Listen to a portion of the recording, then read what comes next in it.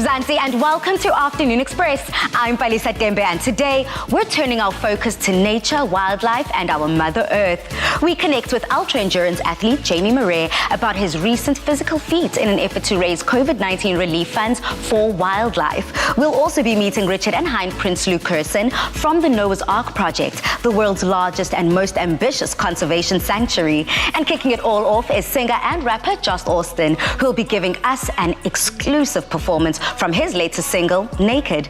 Now on social media, please use the hashtag Afternoon Express. I want to find out how many of our proud South Africans are keeping it local and lekker and taking a short left. Use that hashtag Afternoon Express. Dumi, how's it going?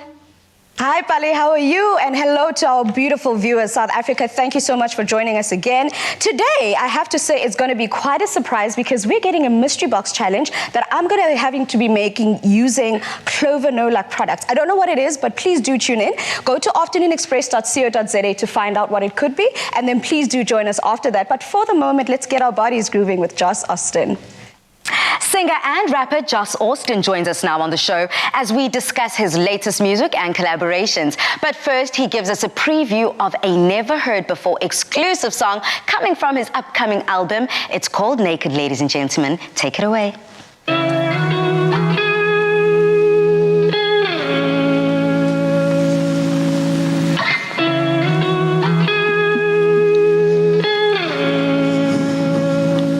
How can I love you if you can't love you too? How can I love you when you don't think that you deserve it from all of the damage that you've been through? How can I love you if you can't love you too? Ooh. Saw you naked with your clothes on. All you knew was love from guys who tell lies with their eyes. And you know I only wanna give you what you don't think you really need that. I swear I'll give you something you can feel. Nothing superficial, only real with me. What you get, you see. How can I love you if you can't love you too? How can I love you when you don't think that you deserve it from all of the damage that you've been through? How can I love you if you can't love you too? Say you want me closer to ya, cause when I look at you I see right through ya. You never had somebody do you like I do ya. I just mean what I say. You still think that it should hurt? Tryna give you what you're worth. You still sleeping in my shirt, I know. Hope it makes you feel at home. How can I love you if you can't love you too? How can I love you when you don't think that you deserve it from all of the damage that you've been through? How can I love you if you can't love you too? Ooh.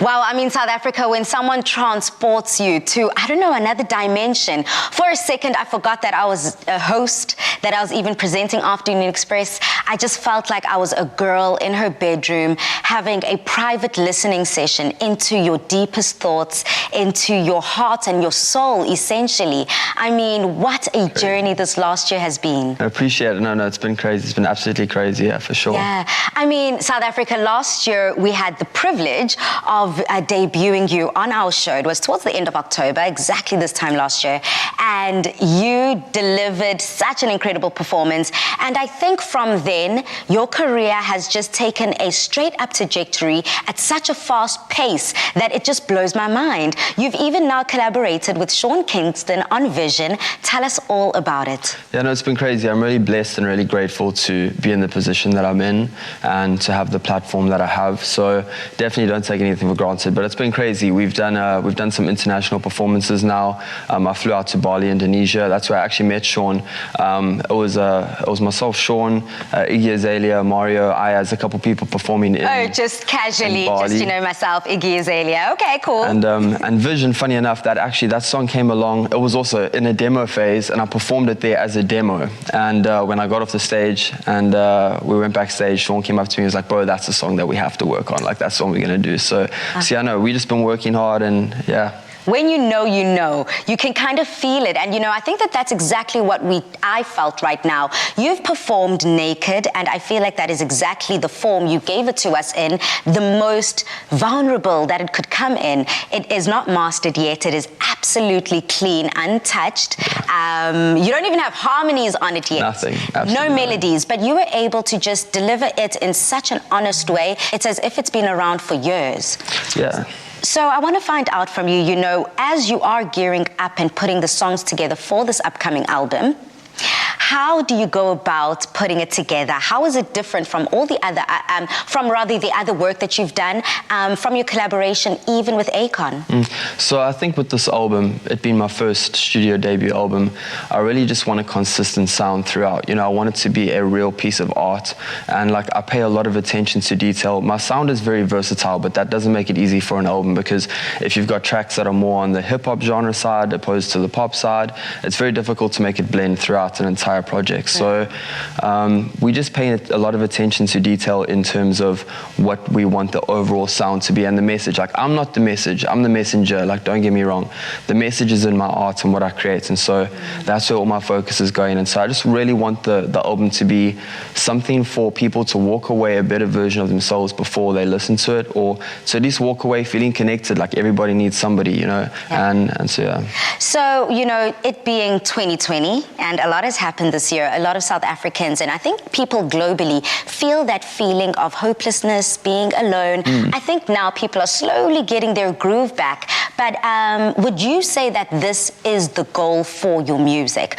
Going out into the world, connecting people of different ages, different races, different creeds and cultures? Definitely. I think that as human beings, one of our natural things, we yearn for connection. Yeah. We do. And music travels. And when you know that it travels, and if you have a platform, then utilize it to the best of your ability. And so that's why I just really want to connect with the fans and people who support me and listen to my music. Otherwise, it's a waste. I feel like a lot of music nowadays doesn't have longevity because the message behind it, the melody might be there, the beat might be there, but the message isn't there. And I feel like I want my music to travel further than that, out of this country as well. So definitely to connect people, without a doubt. I think that's how you create classics. That's how you make magic that is timeless, and something that we can even 20 years from now, 30 years from now, I'll still be saying to my kids, back in my day. And I love that about you. But if, speaking about back in my day, if we were to just backtrack and rewind to young Joss,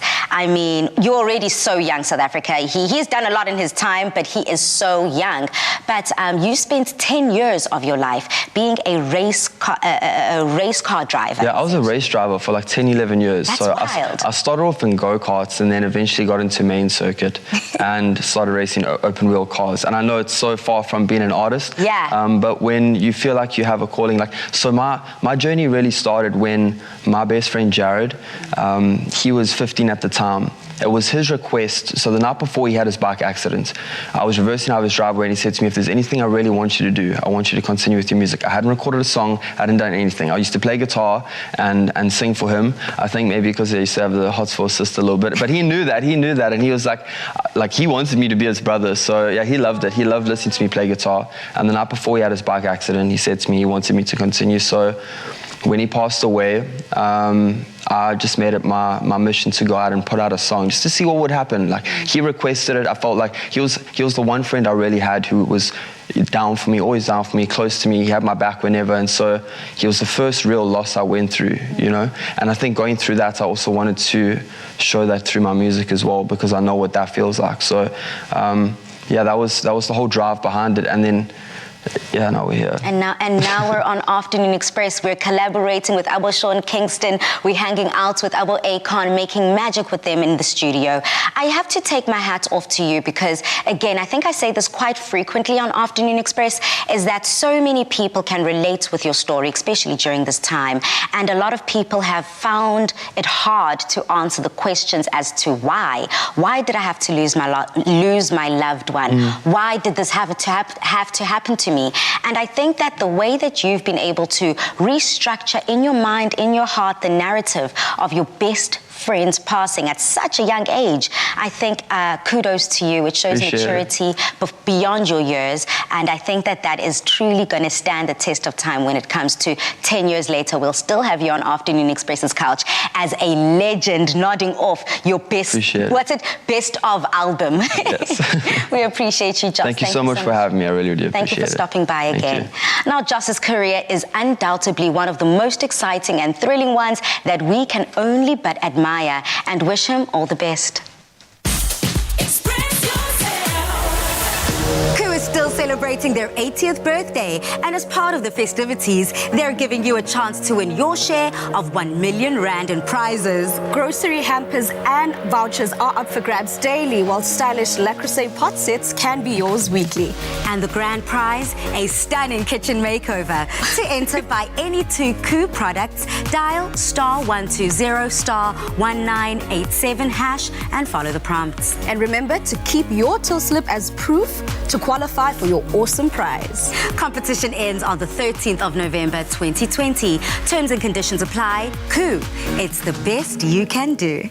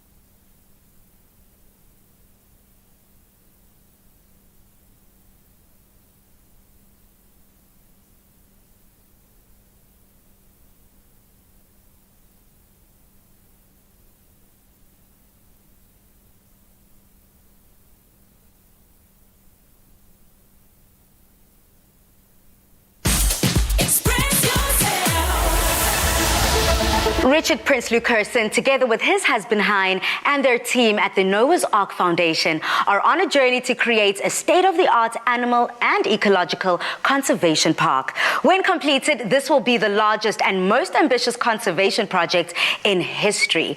And it's happening right here in Mzansi in South Africa. Richard, Hein, welcome to the show.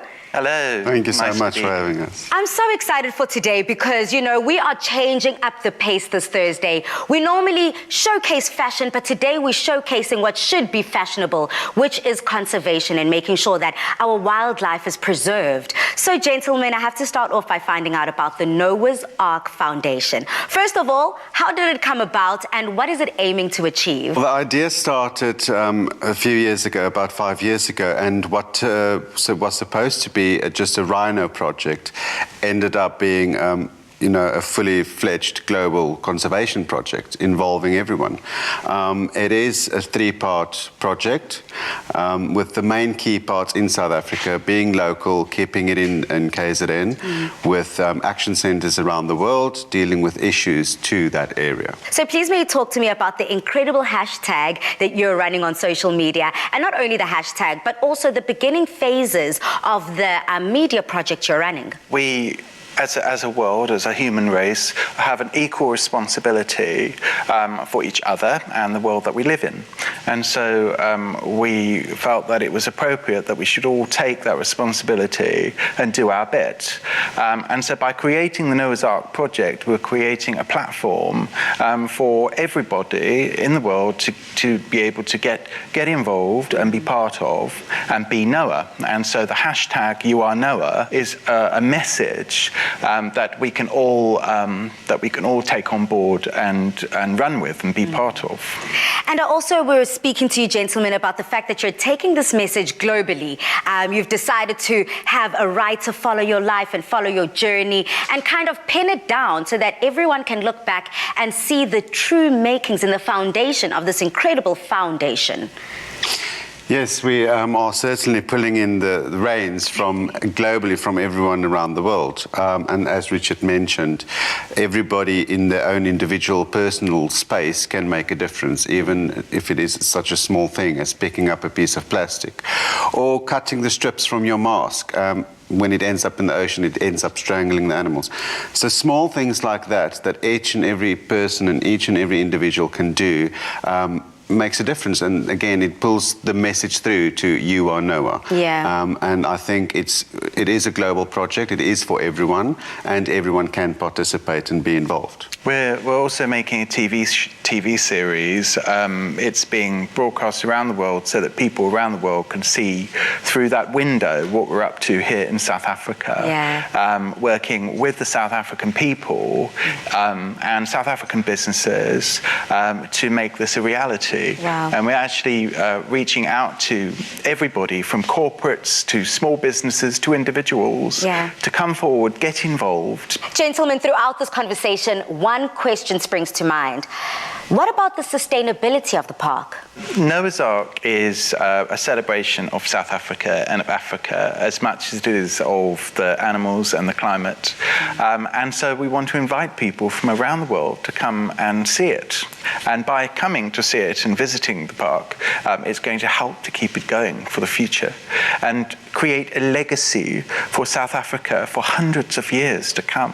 What I love the most is the job creation that you are providing for South Africans. How much does that mean to you and the communities that you're uplifting? Oh, that's very close to our heart, especially when it comes to the community. When you take away the need for poaching by providing jobs, that is absolutely brilliant, and that's what we want to achieve. But we want to provide South Africans with the skills and the training so that they can go forward, not necessarily on this project alone, but afterwards they can find jobs, they can continue growing themselves because we've provided them with the training and the skills. But job creation in South Africa has been an issue for the past 5 to 10 years, even more so. But we want to try and shorten that gap by getting those people and communities involved in building the Ark? Yeah. Everybody in South Africa actually has a role to play, and in a small way or a big way, they can be employed by Noah's Ark, or a supplier to Noah's Ark, or involved in the construction and development of Noah's Ark. Yeah. So there's so many levels that people can get involved with. And the idea is that all the money that we're going to be raising from around the world to make Noah's Ark happen is coming into South Africa, and we don't want it to go out again. We want to keep it here. So that's why we're looking to make sure that all of the materials and that we're using to build Noah's Ark and make everything inside Noah's Ark is all from South Africa. So I want to find out more about those sustainable products that you are allowing South Africans to get involved with and purchase, and where those proceeds end up going to. I love myself the idea of the firelighters that you guys have got together. The firelighters and some of our other products all have a message, and that is that everything on this planet that we use comes from the same place, and when we take it out of the earth, we can make incredible things with it.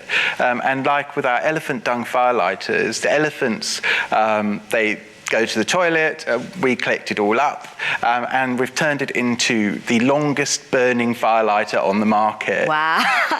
And so literally, it's a useful product, and the money is being used to buy food for the elephants. So they're almost earning their own keep. And it's these kind of ideas that bring us back to the understanding that we're all part of a circle of life, and what goes around comes around, and it's one big circle that we're all in, and going to the toilet is one of them for every animal. Absolutely. Gentlemen, I'm so glad that you came to share not only your love as a couple, but the hard work that goes behind making a foundation such as Noah's Ark. We'll have all the information on Afternoon Express's website and social media pages as to what you can do to lend a helping hand and how you can hashtag Be Noah. Guys, thank you so much again. We really appreciate it. Thank you so much. Now, what an exciting project Richard and Hein are running with their global efforts that will create jobs for thousands of South Africans.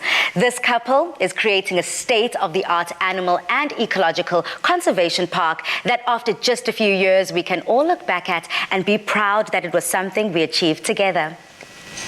You know, Palisa, there's a name that they give for people like myself, people that love nature and animals and trees and stuff like that. We're called tree huggers. So I absolutely love what Richard and his husband are doing, because it's basically thinking outside of yourself, not just for the current generation, but generations to come, because a lot of animals are getting extinct, and to see someone doing something actively right now is very encouraging. What definitely plays a little song in my heart whenever I think of this project is because they're setting up camp in KZN. Oh, okay. Yeah, as a proud Durban girl myself, I love to see a lot of people feeding back the communities that fed me and made me the person that I am today, which leads me to social media. We had wanted to find out from all the South Africans out there, how many of us have started to venture out under lockdown level 1? Are we taking a short left? Are we doing staycations? I mean, where are you at with it? Well, my mom and son are in town, and I'm taking them to the winelands this weekend. So I'm hoping they get to enjoy it as much as I am. I went with a friend some weeks ago, and I feel like my mom would love it. Yeah. We have to keep it proudly South African, and why not? Now, ultra-endurance athlete Jamie Murray is known for pushing his body to the limits in the name of a good cause. Coming up, he shares more about how he recently cycled a vertical ascent of 9,000 meters to raise COVID-19 relief funds for wildlife.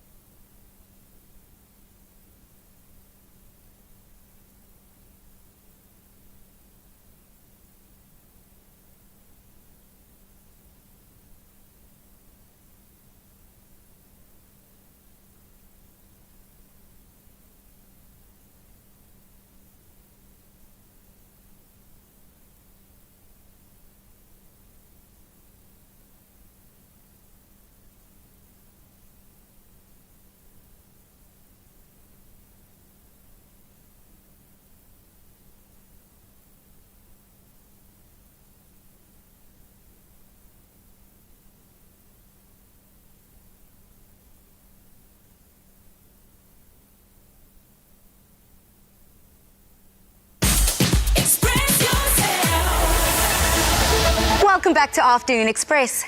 Now, adventure athlete, author and motivational speaker Jamie Murray has championed Lion's Head, Table Mountain and even the dangerous Sani Pass twice in his capacity as a mountain biker. But just a few weeks ago, he became the very first person to ever cycle a vertical ascent of 9,000 meters in the equivalent elevation of Mount Everest in a Big 5 game reserve for over 36 hours. Now, Jamie, welcome to Afternoon Express. Thank you so much. Great to be here. Look, I was actually saying to you that just ticking off all the accomplishments you've done is more tiring to me saying it than actually doing it. So hats off to you. I just have to go through, before we go into that 9,000 meter climb. You have gone above and beyond time and time again in your adventure athlete mode, and you've ticked off so many records. Can you just share with us what some of those mean to you and mean to the world? Sure, yeah. I think the biggest, most important thing is why, why do I do these things? So, my whole goal and mission in life is to inspire people through sport to realize that nothing they're facing in terms of challenges is ever too big to face and overcome, hence taking on massive challenges like 22 summits of Table Mountain a couple of years ago, 12 summits of Lion's Head in 12 hours, and then obviously riding up and down Sani Pass, which it's the #1 ranked most dangerous mountain pass in Africa. Sure. Doing that for 12 hours in shocking weather, but it's always to inspire people to believe in themselves and realize if I can do that, then they can face and overcome the challenges they're facing. And it's that motivational speaker within you that I think resonates with all of us, that we had to pay attention to your most recent feat. I mean, I first have to go back and backtrack the actual idea. What birthed this idea, and what stage of life were you in? Such a good question. I was actually sitting, it was during lockdown, and I was having a glass of wine and gazing into the fire and thinking about just how horrible lockdown was, and I was feeling quite down, and I thought back to the amazing time my family and I had at Kariga in December, this beautiful game reserve in the Eastern Cape, and I just phoned them up and I said, listen, how are you guys doing? I said, you must be really battling with this downturn in tourism. And I said, how's that affected funding your anti-poaching unit to protect your rhinos? And they said, no, we're really bleeding. And I said, listen, I've got an idea, but it's pretty outrageous. I'm not sure if the owners would allow it. And a couple of weeks later, I met with Lindy Sutherland, who's the director of the Kariga Foundation, and I pitched this idea. And I said, how about getting on a mountain bike and becoming the first person to ride a mountain bike for 36 hours in a Big 5 game reserve to raise money for the anti-poaching unit and to feed the families of those affected by COVID in the area. And she loved the idea. The whole family bought into it, and a few weeks later we were looking for a climb which ideally didn't have lions, so we settled on elephants and buffalo in that area. These are just the thoughts that go through your head. These are the struggles. Are there lions? Are there rhinos? Are there elephants? But you did it regardless. Yeah, and there were lions, elephants, buffaloes, all of that. So we picked a climb that only had elephants and buffalo as the most dangerous animals in that specific area. The lions were a bit further away, but it was very tough. I mean, it wasn't exactly Chapman's Peak on a Sunday afternoon under the sunny skies. I mean, it's proper bush, with a... But now, Jamie, I have to find out, and for some of our viewers that don't understand how incredible this is, what does that mean to the greater cycling community and mountain bikers out there? What it means is that I did pretty much half the Cape Epic in one go in 36 hours. As far as the distance, I rode almost 350 Ks in 36 hours, pretty much non-stop, with the exception of a few interviews at the top and the bottom, and with about 9,000 meters of climbing, which is a lot. I mean, the Cape Epic is about 15,500 to 16,000 meters of climbing over 7 days. Yes. This was one go. So it was, and it was a bad road as well. I mean, it wasn't a polished surface. So another quite interesting part, and this is why you fit so perfectly and effortlessly in today's show. We're highlighting individuals like yourself that put conservation above it all, animal rights, and being a voice for those that don't have a voice within our wildlife and within our Big 5. So all this money, all this riding, all went where? It went to two specific causes, both managed by the Kariga Foundation. The first cause was the anti-poaching unit at Kariga, who are the guardians of the rhinos, as we call them. And then it went to feeding the families of those affected by COVID in the area. I mean, Kariga employ about 300 staff, and each of those staff are breadwinners for a family of 5 or 6 people. And I mean, it's been tough for them as well, so we wanted to make sure that we were we were doing both conservation and community in the area. So it's people and animals. And that was the why. I mean, you're killing it on either way. It doesn't matter who you support or what cause speaks true to your heart. There's always a way to get involved. So for our viewers out there who are just moved by your story and just want to do something in whatever capacity they can, what do you suggest they do and where should we go? I suggest that they go to kariega.co.za with a K, K-A-R-I-E-G-A, and hit the little red donate button. There's a big thing there that says Jamie Rides for Rhinos. The campaign is still open. We've raised well over 400,000 Rand already. Wow. And every cent has just been so well channeled. It's going to food parcels and just keeping the APU who are out there in the bush while we tucked up in our beds at night, protecting our rhinos. And I mean, we all want our kids to be able to see rhinos one day, right? And our grandkids. Absolutely. Well, thank you so much, Jamie Murray, and for everything that you stand for. Not only is he pushing health and vitality, but he's also giving back to worthy causes. And I think that that is something that speaks so true to our hearts. Thank you for stopping by this Thursday. We definitely appreciate it. And all the best for future endeavors. Thank you so much. I don't know what's next, but let's see. As long as you don't invite me, I can't even walk in a straight line, let alone climbing up 9,000 meters, South Africa. We can get involved, however, and I will be pressing that big red donate button. Thank you. Hats off to you. But don't go anywhere, South Africa. We still have so much more in conservation and how you can get involved coming up. Jamie, Palesa, did I not tell you that I want to learn to cycle? Because now I'm thinking about what Jamie's doing and I feel like I'd like to join him because his cause deserves support. But for me, this is like to the very next level here. 9,000 meters is no easy feat and a vertical ascent the entire time. And I just want to add another, like, so many more elements. Being surrounded by the big five. In Mother Nature, there are no gates, there are no boundaries and barriers between you. So girl, this is more than just the physical cycling, but this is also something that mentally can challenge you. You talk about being brave and courageous. Now, inspired by nature on that note and the power of the moon, Daniela Kani's ethereal clothing and jewelry designs for Earthling and Moon have captivated the hearts of many wanderers. Coming up, she showcases her work for our Fashion Express Thursday.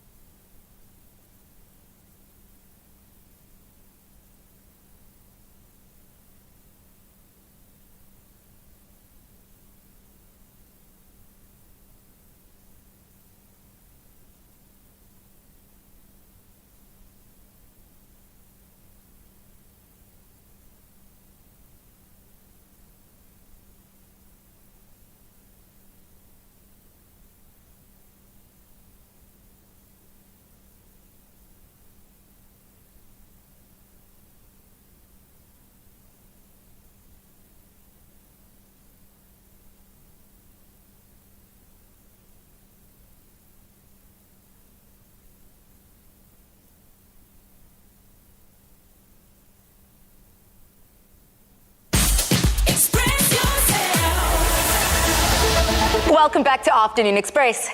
Now, inspired by nature and the world around us, Earthling and Moon's founder and fashion designer Daniela Canning uses her love for locally crafted materials and fabrics to create authentic designs and shapes in what we can only refer to as timeless classic fashion. Daniela, welcome to Afternoon Express. Thank you so much. Thank you for having me. Now, what today's show is all about, as you've just been following on, is exactly what your fashion brand stands for. Things that are sustainable, sourcing local and celebrating all things South Africa and what we have, making the best out of what we have. And you are doing so with Earthling and Moon. So please may you just tell us about that brainchild, the inception of it, and how it's grown over the past 3 years. Sure, of course. I always knew that I wanted to have my own fashion label. So after school, I did exactly that. I went to study fashion at Fadisa here in Cape Town. And then from there, after working in the styling and fashion industry, I naturally progressed into starting my own label. My aim was to bring unique designs to the local market, and I really wanted to focus on creating something that was proudly South African. I love that, and I assume are you rocking your own stuff? And this is an Earthling and Moon piece. I love the femininity of it, but more than anything, why I root for Earthling and Moon is because you have such a strong stance on sustainability and giving back to the environment that feeds us, that helps us breathe. So how is Earthling and Moon doing that, and how are we able to maintain the same kind of process of work? So first and foremost, we are a slow fashion label. That means we do limited runs of limited colors and styles, just to ensure that there's no waste left over in the end. Another thing we focus on is the use of sustainable fabrics. So some of our garments are made up in linen, which is actually one of the most biodegradable textiles there is. Oh, wow. So the less it's dyed, the more biodegradable it is. So we try and stick to more earthy, natural hues. Another way that we contribute to the environment is with our packaging. So we try and steer clear of single-use plastics, and each order is sent out in a reusable garment bag, and we really do encourage the customer to use these bags over and over again. It seems like you've thought of everything when it comes to Earthling and Moon. So not only are you creating slow, sustainable fashion, but also you can upmodel things. And if I were to give you something that I purchased from Earthling and Moon, would you then be able to remake it, reuse it, so I can get more wears out of it? Oh, absolutely. I love that idea. Yeah, okay. I think we've got a deal. So we have moved into spring, summer. You've got a collection lined up for us that I'm looking forward to getting into. But before we go into this collection, what trends can we see coming up? What should people remember as we're heading into the season, especially after the year we've had of 2020? Absolutely. So this collection is all about that. It's actually called Promises, which is an ode to new beginnings. I thought, after the year that we've all had, I really wanted to focus on bringing something light and fun back to the market, and really just to celebrate new beginnings. And on that note of new beginnings, I'm ready to get into some fashion. We've already got our first look coming up. Please may you just talk me through this dress. So this is one of my favorites from the new collection. It's made out of a beautiful printed rayon, and it's really perfect for the festive season coming up. I think it would be ideal for any event, say Christmas or New Year, any sort of fun summery event coming up. Absolutely. And I see that you've also delivered on that open back. Yes, that's the show-stopping piece of it all. Next up is our mini wrap dress. It's made from a really beautiful, soft waffle knit. So even on those cooler days, you can still feel cozy in it. Absolutely. What I like about wrap dresses, it is good for any shape, any figure, and it just truly highlights the feminine form. Absolutely, you've nailed it. That's exactly what this dress all is about: feminine, flirty, and fun. Love that. And this seems to be a longer version of that first of this dress we just saw. Exactly. This dress is a little bit more conservative, also a beautiful wrap dress, and this one is made in our sustainable biodegradable linen. So like I spoke to earlier, it's in a natural earthy hue, which means that it is easily biodegraded. Stunning. And when they go through that process of biodegrading, I'm not, obviously not to get into the mechanics of it all, But essentially, this is a way that people can, when they finished wearing the dress and they've got as many wears out of it as possible, they're able to give it back to the earth. Back to the earth. Exactly. Wow, beautifully said. Now, this for me, I mean, I know it truly does touch you because you saved the best till last. For me, this fun, flirty look is perfect for a beach day. I mean, I'm from Durban, Absolutely. so coastal living. This is the perfect dress to take you from beach to bar and beyond. It does all-encompassing for a spring-summer season. I love that. And beyond. Speaking about beyond, you're doing incredible work when it comes to women empowerment and uplifting us as females. Please may you tell me about that passion? In terms of our packaging bags, we actually employ a group of ladies that are living in the lower Mulweni Valley in KwaZulu-Natal. Wow. So they make up all of our garment bags for us. And these ladies are living in impoverished conditions. They are unemployed, so it's a great way for me to bring a livelihood to their community. You definitely have thought of it all. I love a quote by Harriet Tubman. She said, "The best dreams are dreamt by big dreamers." And this is essentially what your collection is about. It's for the dreamer, it's for the femme, and it is all about giving back to the environment. Absolutely. Well, thank you so much, Daniela, for joining us, and thank you so much to your beautiful models, because I see myself rocking all those looks. Now, not only are the designs of Earthling and Moons groundbreaking, refreshing, and pleasing to the eye, but more importantly, they're proudly manufactured and packaged using locally crafted materials, celebrated South Africa, and doing its part towards our environment's conservation. Okay, Palisa, you'll have to forgive me, but those items are so beautiful, so flirty, so feminine. I'm feeling like my leg days definitely are worth it now at the gym. Absolutely, more than just worth it, girl. You will be looking amazing. But what I like about her, Daniela's designs, is that they can almost suit any feminine figure. Exactly. And form and shape. It's definitely a celebration, and height. It's definitely a celebration of all things feminine. I also see myself, whilst we're talking about traveling and taking short lifts around the country, rocking one of those items with a hat on the coast somewhere. Love that. I can imagine it happening, actually, because you're already all so flirty and whatever. But yeah, I mean, not to ignore the elephants in the room whilst we're talking nature and conservation. What is this all about? girls, so Clive and I, has decided to challenge me with the mystery box. I don't know what's in here, but we're supposed to be creating something. In the next couple of minutes, we will find out what exactly. Okay. But South Africa, you'll have to tune in and find out, because I also don't know what the heck is happening right now. The tension, the drama, the suspense, all building up, coming up after these. New Sensodyne Herbal Multicare. Sensitivity relief with natural herbal extracts.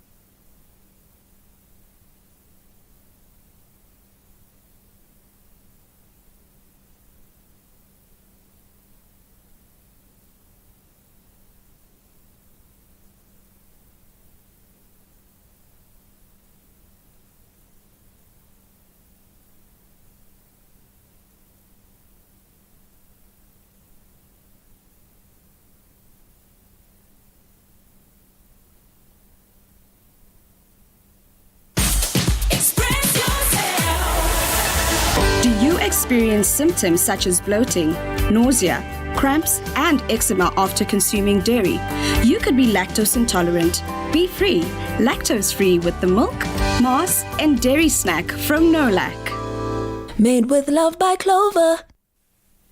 Welcome back to Afternoon Express. Dumi, I'm so excited. I see a box. Tell me more. Well, girl, there's nothing more delectable than a creamy dairy dish. But if lactose intolerance is a challenge for you, then that's about time for you to be free, lactose-free with the new Clover Nolac range with milk, mass, and dairy snack. The only challenge you should have is worrying about how to enjoy this range. So today we have a mystery box and some delicious items. Let's see what we have in store. Ha ha ha, rubs hands. So we've got some roasted red peppers, we've got some gnocchi that's already been cooked, we've got some lemons and a red onion. This is a complete challenge to me. So are you trying to tell me that you have not had a clue what Clover Nolac put under that box? Nope.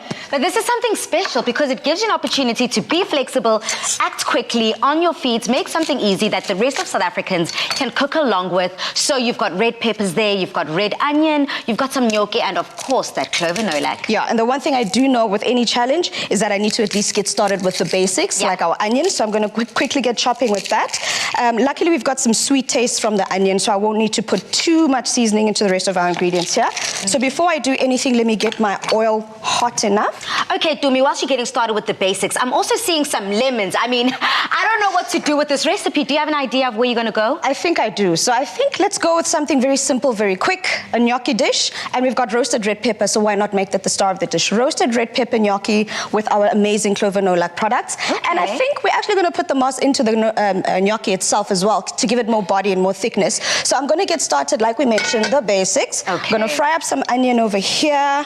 I'm actually going to try and keep it as thin as possible because mystery box also means it's timed, which means I don't have a whole lot of time. Absolutely. So I'm going to try and chop this up very thinly so that it cooks as quickly as possible. I'm not going to do the whole entire onion. What I like about this mystery box challenge, Dumi, is that essentially Clover Nolac is putting South Africans to the test, saying that you can actually cook just about anything. If you have a lactose intolerance, irritation and frustration within your body, this is something and a range of products that caters to your every need. And I think that's another thing that people with lactose intolerance struggle with. It's like, okay, now that I'm lactose intolerant, it means I can't enjoy dishes that I would normally enjoy, like those creamy, like we said, it's a delectable dairy dish, and most people can't enjoy them. But thanks to Clover Nolac, it's been treated with an enzyme called lactase that basically reduces the amount of lactose in it, making it more easily digestible and easy to enjoy, you know? Love that. The other thing I do love, though, is that most people that suffer with lactose intolerance also have, calcium deficiencies and stuff like that. It actually has vitamins and calcium in it, which helps to replenish all of those vitamins in there. Making sure that everyone has what I like to say a tick list in the kitchen of the things that you need to be ingesting every single day to make sure that your body is in full optimum functioning possibility. Yeah. So I've also been given here, I think it's paprika from the smell. I think it's smoked paprika and some chili flakes. I've got some coriander. I've got some garlic. Yum. I mean, it is quite a mystery box, but I have to say that they've ticked all the boxes of things that I love here. So last but not least, I'm just going to season this up. Yum. And then I'm going to ask you, I'll pass you some of our Clover Nolac milk just to blitz this up for us. Because now the simple part about it is that most people can't enjoy those creamy sauces, but you can do that with Clover Nolac. So all I'm going to need you to do is just toss this into your blender. Okay. And then the liquid that we're going to use to smooth this out will be our Clover Nolac milk. Love that. Okay, we're doubling up here in the kitchen because I think that these are the small processes that food goes through every day, and that actually makes the recipe a step above the rest. Correct. And I think another thing I love about that is, yes, we've added a bit of chili, but knowing Palisa, you'd probably want to add a bit more fresh chili, right? So now what I'm going to do is go back into our pot here, because even though we've cooked that part of the gnocchi of the dish, I also want to cook up and season up my gnocchi here. It's already been cooked, and you'd basically just cook it according to the just tell me when instructions. I'll tell you when. Keep going, and you're good. Okay. So also, this is another thing. Depending on how thick you'd like your sauce to be, you can add more or less milk. You could even just blitz it as it is without the Clover Nolac, because another thing is, like I mentioned, we're going to be adding the mass into the sauce again to make it nice and thick. So you can leave it out. Should that be good? Perfecto. That looks really good to me. I'm loving the color on this dish. Me I too, think actually. the red pepper and the red onions have come together quite nicely. Okay, love that. You pop that in there. I like how this is going to come together, though. And the other thing is, because we've used our olive oil, you don't need to use you don't need to use butter, you don't need to use anything that's animal product, so it actually can be a very vegan dish, depending on how you like it. And the last but not least, the one that's going to thicken up our sauce here is going to be our clover nolak mass. That goes all the, oh, look at that. And I'm not even going to shake it up. Normally you'd shake up your Yes, mass. you first start by shaking amasi through, but this is quite nice, just as is, as chunky and as creamy, as delectable as it is. You're putting it straight into that gnocchi mix with the red peppers and all the spices that you've already added. And this is basically it, Pale. It's nice and thick. I mean, you don't need anything else here besides the coriander that we're going to add on top. This is basically our recipe here.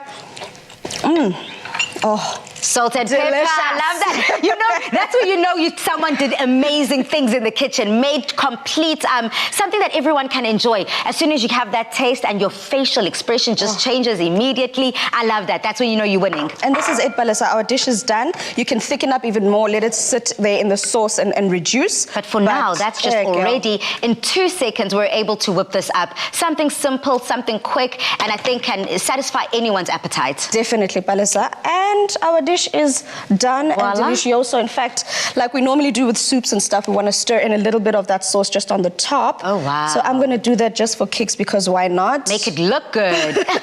That was much easier than I thought it would be. And it's that easy to be #free, lactose free with Clover Nolak and their incredible lactose free range.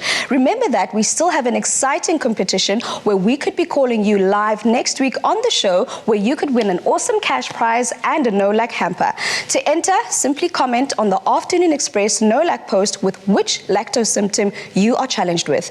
T's and C's apply and can be found on afternoonexpress.co.za, which is also where we'll be plugging you with this delicious recipe. Do you experience symptoms such as bloating, nausea, cramps, and eczema after consuming dairy? You could be lactose intolerant. Be free, lactose free with the milk, mass, and dairy snack from Nolak. Made with love by Clover. This Thursday, we might have been talking about Mother Nature and wildlife, but for now, Tumza, what's time?